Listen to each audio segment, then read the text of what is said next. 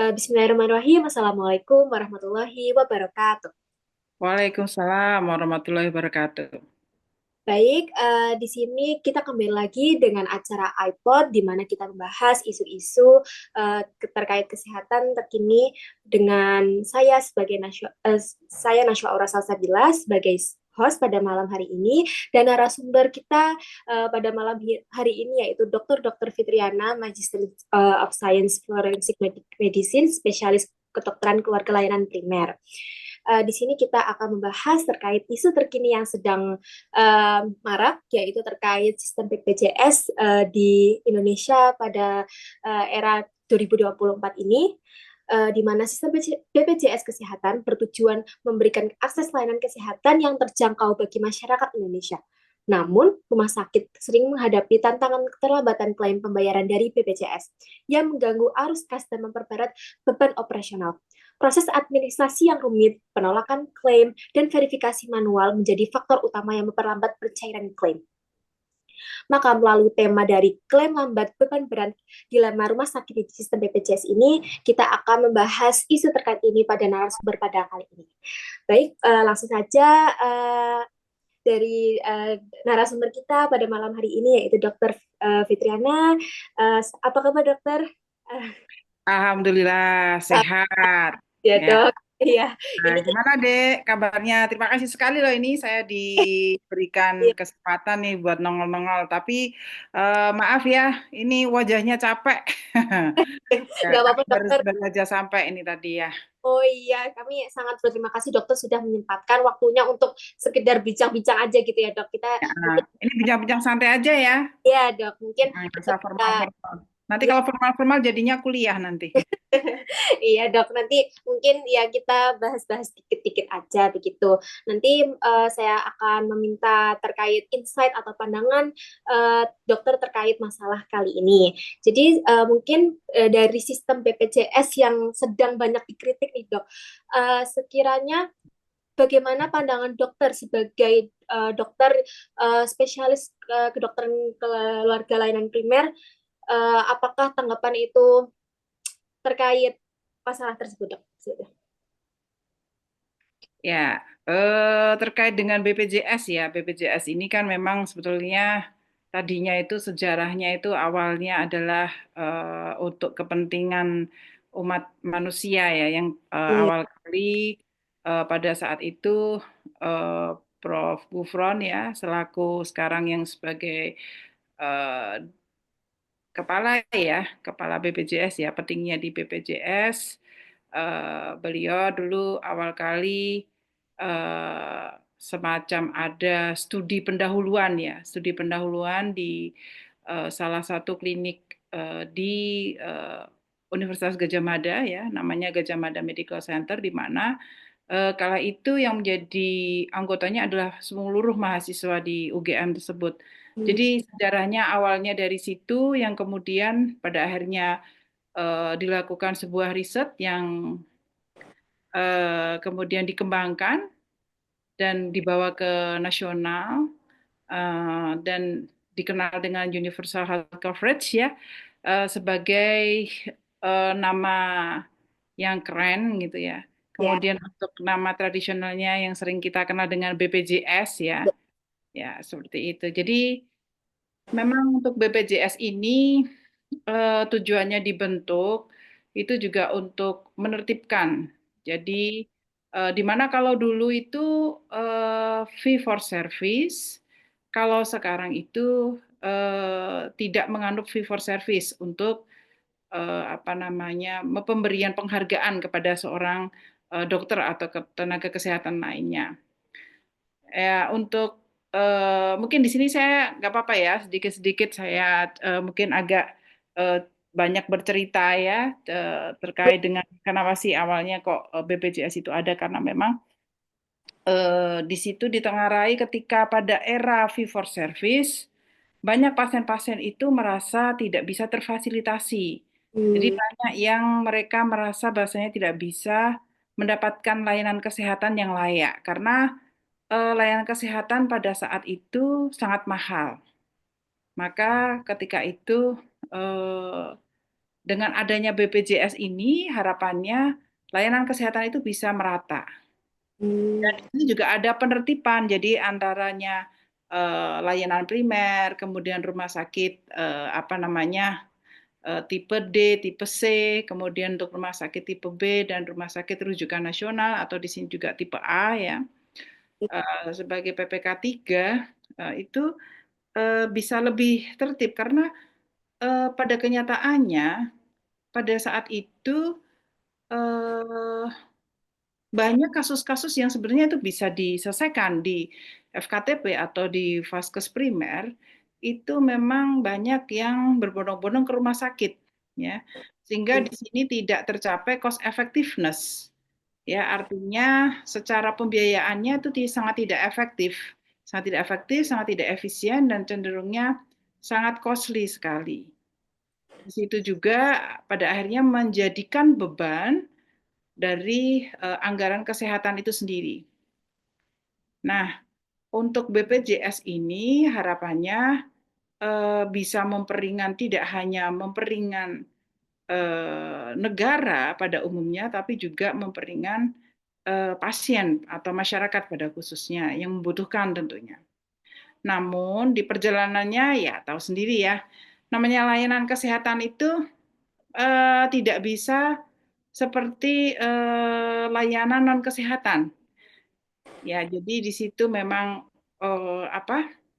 Kita itu eh, untuk misalkan mengobati eh, pasien, apalagi itu di rumah sakit ya, itu memang tidak bisa sesederhana ketika di layanan primer.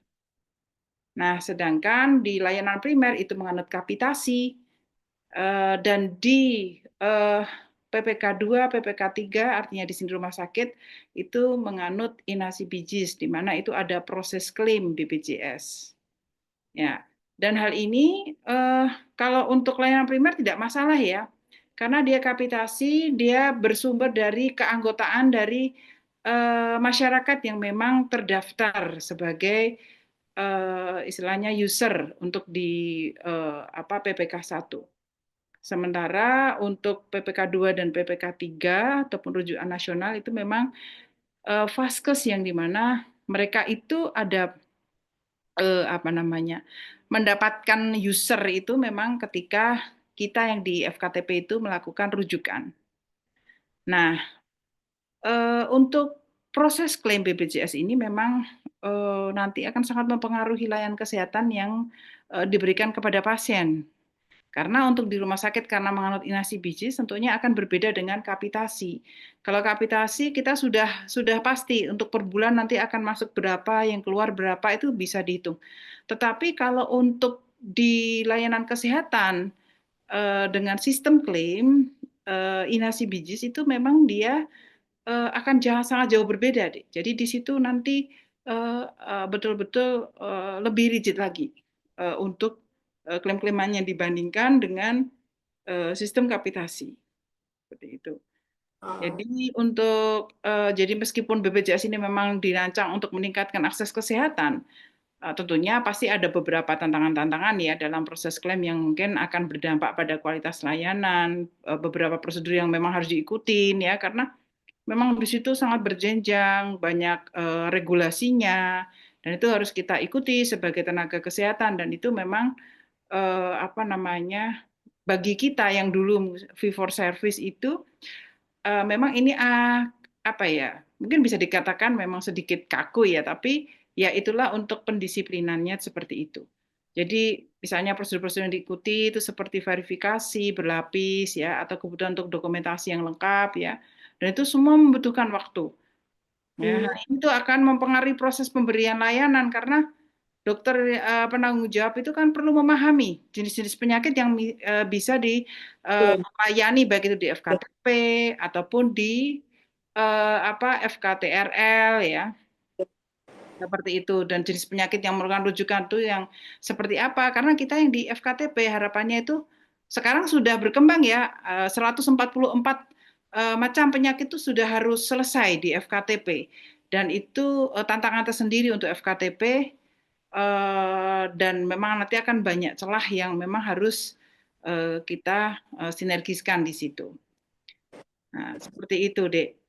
Dan memang untuk kondisi yang masuk dalam kedaruratan dan kemudian untuk jenis-jenis yang bisa diberikan tuh memang kita di layanan kesehatan tuh harus sangat-sangat paham. Jadi agar klaim BPJS itu bisa berjalan dengan lancar karena ketika nanti diaudit dan kita akan ketika kita ditengarai melakukan fraud atau pelanggaran itu nanti dana dari BPJS itu pasti akan di apa namanya Terlambat gitu. iya akan dikembalikan seperti itu mereka biasanya meminta kembalikan. Jadi memang untuk proses klaim ini memang ini ya. Jadi betul-betul inti dari apa inti pengaruh untuk kita bagaimana kita sebagai tenaga kesehatan memberikan layanan kepada pasien seperti itu, Dek. Oh, oke, dok. Berarti memang sangat inti ya dok untuk bisa mengetahui mana kita sebagai dokter untuk nanti Mm-mm. mengetahui mana ini yang bisa kita alokasikan dan tidak seperti di klaim Mm-mm. BPJS. Nah, Ya. apakah dari klaim BPJS tersebut tadi dokter menyebutkan bahwa memang ada keterlambatan begitu ya Dok, dalam klaim BPJS. Nah, apakah dari situ ada dampak khusus pada operasional rumah sakit seperti ini? Misalnya menyediakan obat-obatan atau alat kesehatan atau mungkin mempengaruhi hubungan antara tenaga medis dan pasien gitu dok. Dampak secara mungkin nyatanya pada di rumah sakit begitu dok. Ya, memang dampaknya pasti akan sangat berdampak sekali ya, karena yang namanya kita sekarang itu kan sangat bergantung ya. Sebagian besar itu masih bergantung kepada BPJS, baik itu FKTP ataupun FKTRL. Dan tapi memang sekarang juga sudah mulai beberapa rumah sakit sudah tidak bekerja sama lagi dengan BPJS karena dianggap memang itu berat untuk operasional. Ya, karena memang kadang-kadang eh, untuk keterlambatan ini ya tentunya pasti akan mengganggu operasional ya, apalagi rumah sakit itu misalnya rumah sakit non pemerintah ya di sini atau kita kenal dengan rumah sakit swasta, tentunya kan apa kita harus pandai-pandai ya istilahnya untuk terkait dengan anggaran karena operasional itu tidak hanya untuk mungkin rumah sakit ataupun kalau di FKTP ya untuk mungkin puskesmas atau klinik pratama yang di mana itu nanti untuk menyediakan obat-obatan ya obat-obatan alat-alat kesehatan yang tentunya itu akan mendukung untuk layanan kesehatan atau perawatan kepada pasien ya istilahnya ataupun juga prosedur medis yang memang sangat-sangat diperlukan oleh pasien. Jadi itu nanti pasti akan terganggu sekali gitu.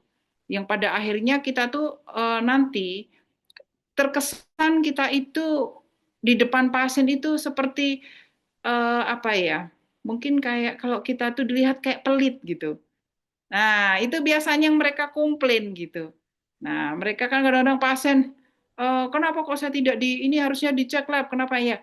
Karena apalagi di FKTP, kami itu lebih dituntut untuk bisa melakukan diagnosis itu tidak bergantung kepada laboratorium. Ya. Laboratorium itu sudah yang memang paling apa istilahnya akhir. Clear, gitu. Ya, seperti itu untuk pemeriksaan penunjang karena memang di FKTP pun memang sengaja untuk tidak terlalu pemeriksaan penunjang itu memang tidak selengkap di FKTRL ya. Karena memang ketika seorang dokter dia mendiagnosis pasiennya berdasarkan dia tergantung sekali dengan lab itu tuh memang betul-betul secara anggaran apa Vaskes itu betul-betul bocor. Jadi memang anggaran terberat dalam sebuah Vaskes itu tuh pasti terletak pada obat-obatan dan juga mungkin alat-alat kesehatan yang memang itu untuk melakukan tindakan invasif ya Ya.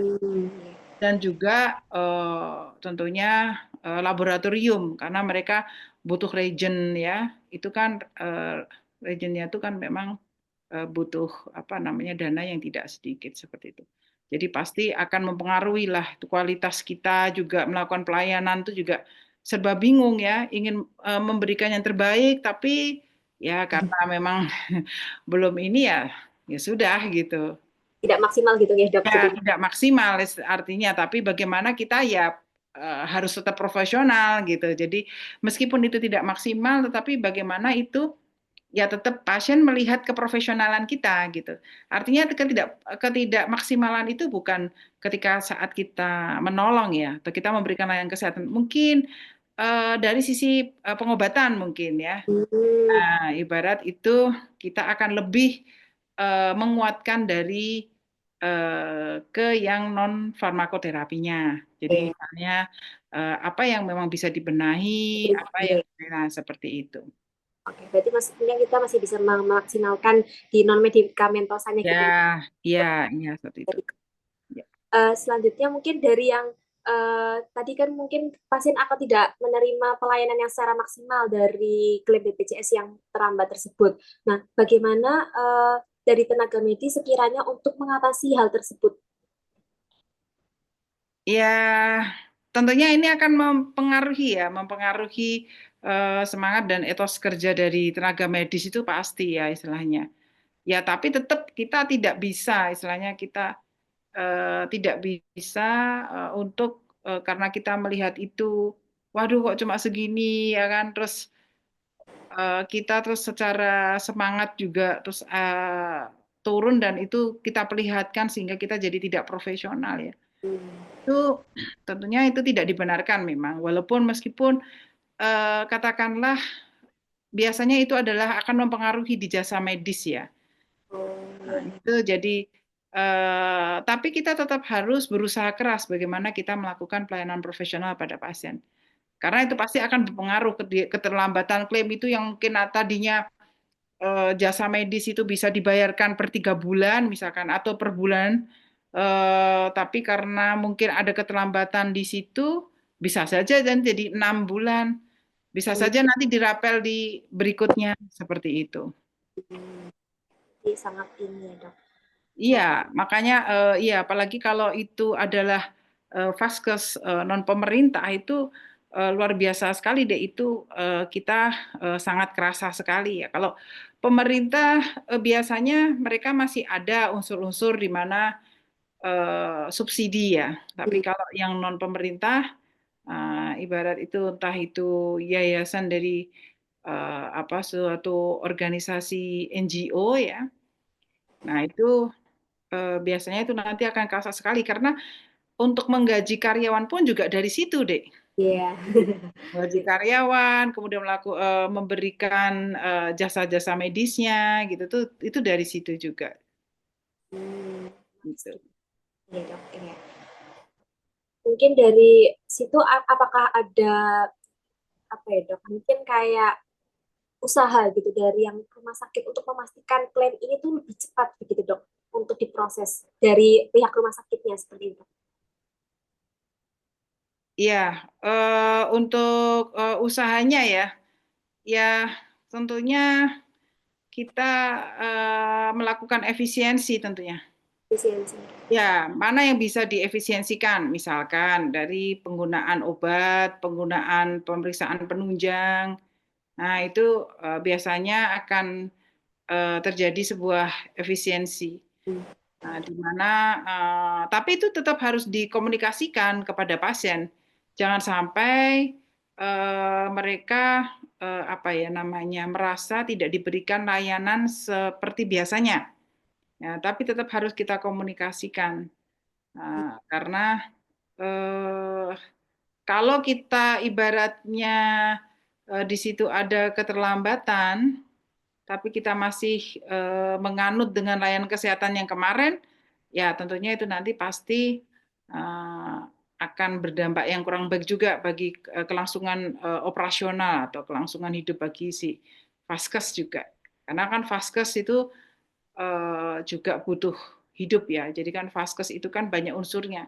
Tidak hanya gedungnya, di situ juga ada peralatannya, kemudian di situ ada unit-unit yang mendukung, kemudian di situ ada SDM-nya, ya macam-macam di situ. Ada yang struktural, fungsional, seperti itu.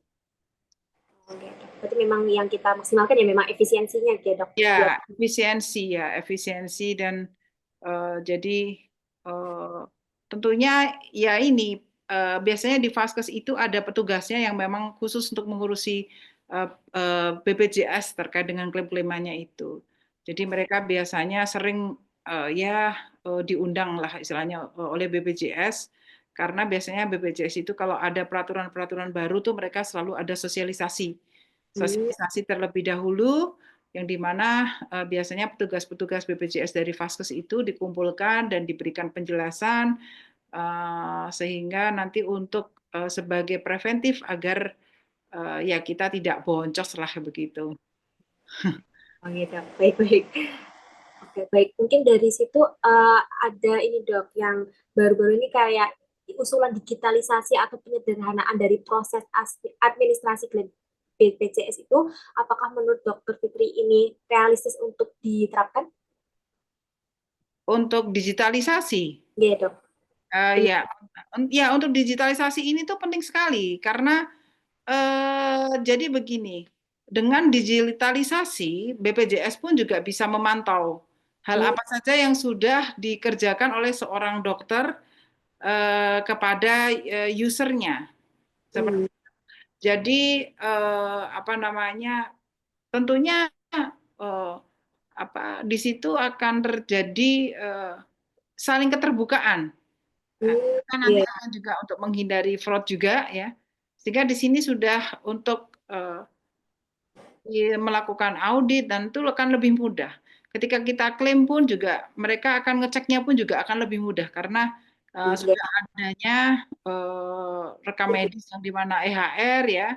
hmm, Enggak untuk jadi itu kan sudah terintegrasi. Jadi makanya kemarin di bulan Januari 2024 tahun lalu itu memang sudah harus wajib vaskes-vaskes itu menggunakan rekam medis yang elektronik ya karena itu memang terintegrasi dengan BPJS, terintegrasi dengan Kemkes ya. Nah, tentunya itu nanti bisa selalu dilakukan monitoring evaluasi.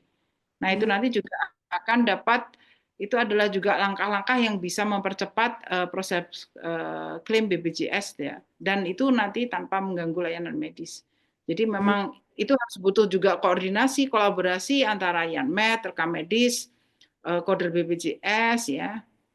iya. Selain menggunakan teknologi informasi itu tadi ya dan juga pelatihan rutin ya seperti Hmm. itu. Berarti memang malah memudahkan gitu ya dok, soalnya juga jadi lebih Ya, terstruktur iya, gitu. jadi ya lebih terstruktur, lebih rapi, lebih transparan ya. Ya dok. Ya, jadi dan itu juga pasien juga lebih senang karena dia sudah tidak perlu lagi semacam kalau dulu dari dokternya kan bawa kertas resep ya. Oke. Kalau sekarang tidak, mereka hanya kayak bawa karcis gitu. Kemudian setelah itu karcisnya hanya ditumpuk di apotek gitu ya. Kalau memang dia ada obat gitu ya, nanti apoteker sudah bisa melihat obat itu dari EHR-nya itu. Hmm. Malah sangat jadi simpel dan memudahkan pasien Ya, ya, dalam. ya. Baik dok, mungkin kita pengen tahu nih dok, dari pengalaman dokter sendiri ketika sudah pernah bekerja di rumah sakit yang tingkat klaim BPJS-nya tinggi, apakah itu ada perbedaan dengan rumah sakit yang lebih sedikit pasien BPJS-nya dok? Kalau karena sudah era universal health coverage ya, Dek, Oh iya, iya dok. tentunya banyak sekali. Hmm. Kalau memang untuk awal-awal di mana rumah sakit itu belum apa ya istilahnya, belum bekerja sama, ya memang pasti akan jauh lebih sepi Hmm. dibandingkan dengan rumah sakit yang sudah bekerja sama. Itu rumah sakit itu sudah bekerja sama itu sudah pasti otomatis akan rame, Dek. Hmm. Ya, seiring dengan berjalannya waktu pasti akan rame seperti itu. Berarti memang malah paling ini ya dok, minat kesananya juga semakin tinggi gitu. Ya, sebetulnya itu masyarakat kita itu tuh memang masih membutuhkan BPJS ini ya sebetulnya. Walaupun di perjalanannya memang untuk implementasinya harus banyak, tetap selalu harus rutin ada monitoring evaluasi ya, karena pasti akan banyak kelemahan-kelemahan dan kekurangan-kekurangan yang itu memang harus diperbaiki ya, karena nantinya juga itu jangan sampai merugikan pasien dan juga jangan sampai merugikan vaskes dan apa namanya eh, stakeholder yang terlibat di dalamnya seperti itu. Memang harus ada sinergitas gitu. Ya, jadi memang kalau rumah sakit ya zaman dulu ya kalau apa yang begitu sudah ada BPJS tentunya bagi rumah sakit yang belum bekerja sama dengan BPJS pasti tidak akan seramai yang di BPJS. Yes, ya dok. Cara pekerjaan juga pasti akan lebih santai ya.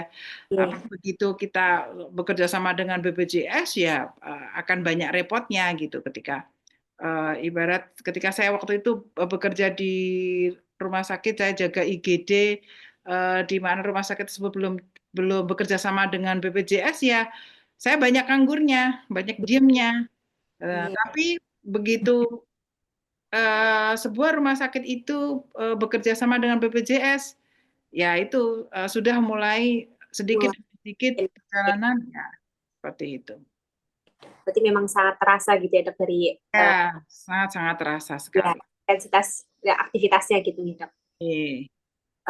Mungkin baik dok, mungkin apakah dari tadi kita membahas dari sisi vaskesnya atau mungkin dari pasiennya, apakah mungkin dari pemerintah sendiri dok ada langkah konkret nggak dok mungkin sekiranya bisa mendukung dari kegiatan rumah sakit dan tenaga medis dalam menghadapi kendala-kendala klaim seperti itu?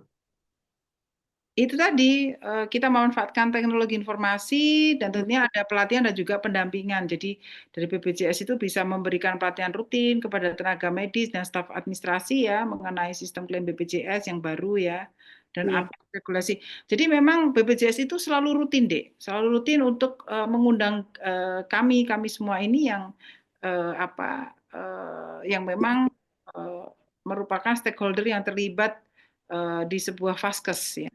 Iya dok. Itu biasanya memang disitulah mereka tuh juga sebenarnya berkeliling. Jadi bisa diundang oleh vaskes tersebut ataupun kita yang diundang. Jadi Oh, pihak rumah sakit atau FKTP bisa mengundang orang BPJS atau kita yang diundang mereka untuk mendengarkan yang nantinya harapannya eh, yang mewakili itu bisa menjelaskan kepada teman-teman yang lainnya seperti itu. ya. Gitu. Baik, berarti memang yang kita itu dari digitalisasi ya dok, tadi salah satunya. Ya, mm-mm. Memang kalau digitalisasi itu memang secara administratif lebih singkat juga. Kita sudah nggak butuh, jadi kan sudah paperless ya. Kemudian juga dokter itu juga lebih enak ya. Ya. Di mana kan di depan pasien itu sudah ditanyai oleh perawatnya.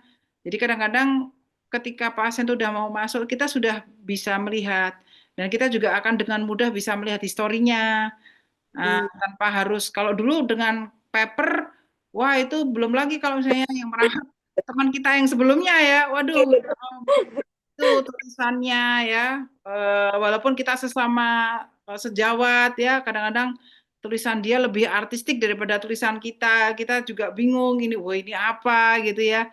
Kadang-kadang juga ada yang sobek hilang gitu ya.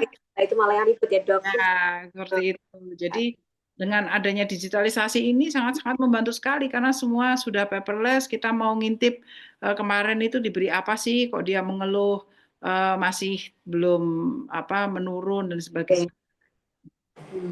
Baik, baik, baik. Mungkin dari tadi dokter ada menyebut pelatihan ya dok tadi ya.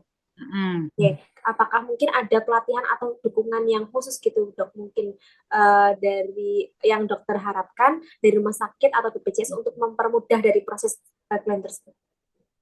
Ya, memang kalau pelatihan itu ya misalkan untuk bagaimana sih namanya rujukan internal, Hmm, itu apa saja yang diperbolehkan, apa yang tidak.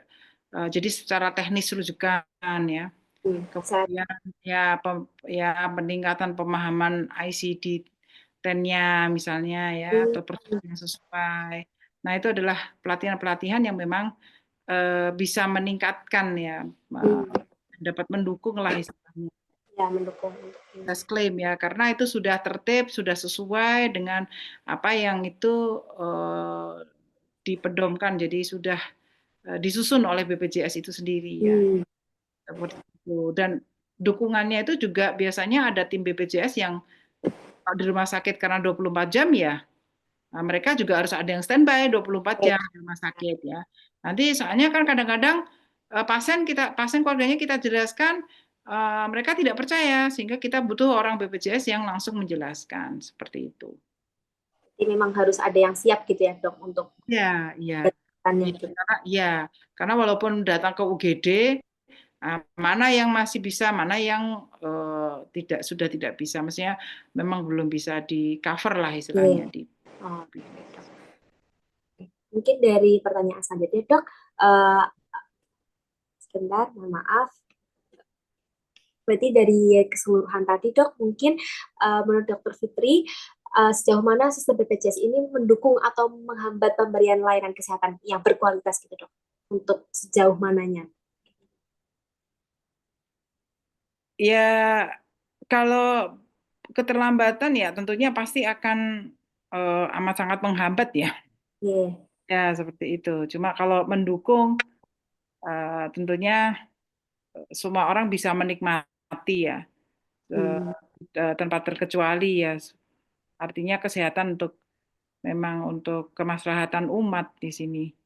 Nah, Hmm. memang mereka ini ya. Tapi kalau memang hambatannya ya itu tadi dek, klaim-klaiman itu kalau dirasa kadang-kadang itu peraturan berubah-ubah ya. Kemarin boleh, hari ini nggak boleh gitu kan Oke. ya. eh, Tadi pagi boleh, siangnya nggak boleh gitu ya. Jadi kalau yang berubah-ubah seperti itu dengan cepat itu juga pasti akan menghambat ya, menghambat kita dalam melakukan layanan kesehatan ya. Dan itu Hmm. nggak menyulitkan kita dan itu juga pasien itu nanti bisa loh kemarin bukannya boleh, kok ini nggak boleh ya seperti itu ya. Jadi bisa kalau dulu rujukan internal itu bisa dengan mudahnya kita apa namanya kita melakukan ya sekarang ada beberapa rujukan internal yang tidak bisa dengan bebas kita melakukan karena itu tidak bisa diklaim. Nah, kadang-kadang seperti itu. Jadi kadang-kadang untuk klaim ini juga eh, kemarin boleh ketika kita mau klaim loh oh, ini sudah tidak masuk gitu. Hmm. Nah, itu yang kadang-kadang tuh sangat-sangat membingungkan kita juga yang di lapangan seperti itu, Dek. Oke, dok. Berarti memang ketidakstabilan ini ya dok, regulasi. Ya, ya regulasinya itu memang kadang-kadang itu tidak stabil ya istilahnya. Ya, seperti itulah. Eh, Baik, dok, mungkin itu dari pertanyaan teman-teman BEM itu sudah saya sudah dokter paparkan semua jawabannya dan saya jadi oh yang ngerti gitu dok. Maksudnya memang di dunia nyatanya seperti itu ya dok. Kita nggak bisa Ya, menutupi bahwa ya memang ya, ada tantangan tersendiri gitu ya dok untuk ya. yang Tantangan itu memang luar biasa ya, Dek, karena kalau kita ya, kalian nanti bekerja sebagai seorang dokter, awal di FKTP itu tentunya karena dia kapitasi itu adalah berbasis dari keanggotaan ya. Di situ ada berapa anggota di situ ya, atau peserta ya. Itu nanti juga akan mempengaruhi ya. Kalau kita istilahnya di FKTP itu selalu secara obat boros, kemudian dikit-dikit lab, nah itu nanti akan mengurangi jasa medis kita, kayak gitu. Eh, dan kadang-kadang ketika dokter di FKTP itu kok banyak melakukan rujukan, nah itu langsung disurati BPJS. Nah, itu seperti itu. itu Jadi nanti ya. ya itu sudah dapat kartu kuning, nanti lama-lama kartu merah gitu.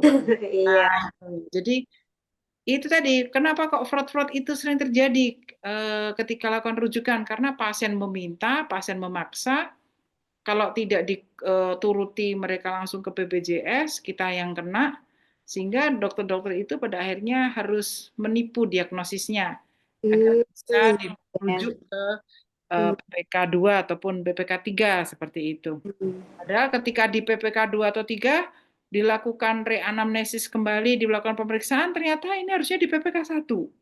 Karena Hmm. kalau penyakit PPK 1 masuk ke PPK 2, PPK 3 itu tidak bisa diklaim. Iya, iya. Nah, hanya saja ketika pasien sudah sampai di rumah sakit dan harusnya dia cukup di puskesmas atau klinik Pratama, tidak mungkin rumah sakit akan mengembalikan karena ketika nanti mereka tidak melakukan pelayanan, masyarakat kita itu sekarang Iya, pakai sosmed ya kan? Jadi dok.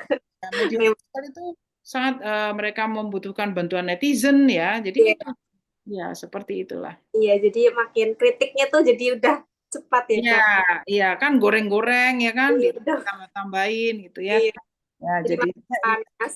Iya, dok. itulah. Memang ini ya, dok, kita memposisikan tuh harus ya pinter-pinter gitu ya, dok. Maksudnya Ya betul betul sesuai betul. kebutuhan dan ya kemauan Iya. begitu.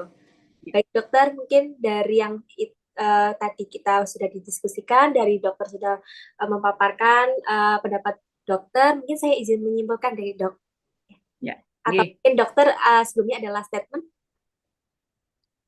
Last statement apa ya?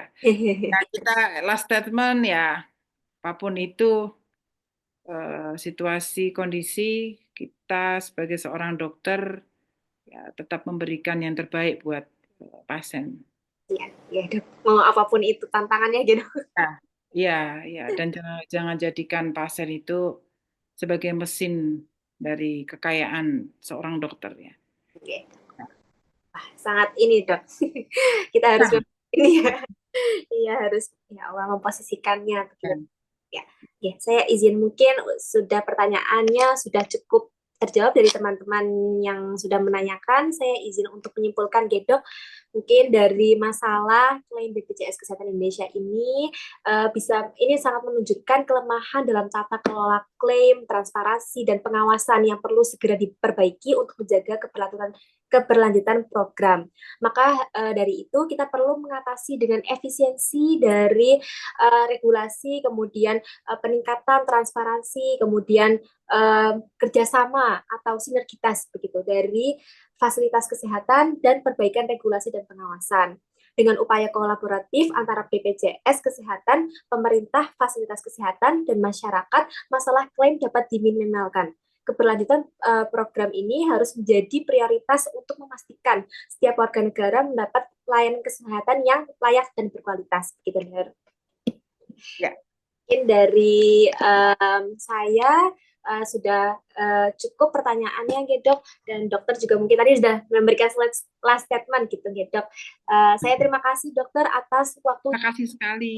Saya mohon maaf dokter udah mengganggu waktu dari malam istirahat Oh, kita. tidak, tidak. Terima kasih sekali Ya, ya. gitu. Eh, Terima kasih. saya dapat diberikan kesempatan untuk sharing-sharing pengetahuan ya. Iya dok, iya. Jadi saya malah yang jadi banyak tahu, kami juga banyak tahu terkait insight dari dokter-dokter yang sudah memang terjun langsung di Vaskes begitu dok. Saya sebelumnya mohon maaf terkait apa kesalahan kata dan perbuatan. Terima kasih dokter atas waktunya sekali lagi ya dok. Saya tutup dokter. Wassalamualaikum warahmatullahi wabarakatuh. Waalaikumsalam warahmatullahi wabarakatuh. Terima kasih. Waalaikumsalam Iya. warahmatullahi wabarakatuh. Ya. Baik, dokter, terima kasih atas waktunya dan juga kepada Naur sudah membersamai kita. Selanjutnya kita ke sesi dokumentasi. Baik, untuk Kominfo sudah standby. Maaf ya, ini wajah saya tidak seglowing kalian. Oh, enggak dok. Saya juga belum ini dok, baru kuliah tadi belum beres-beres. Oh,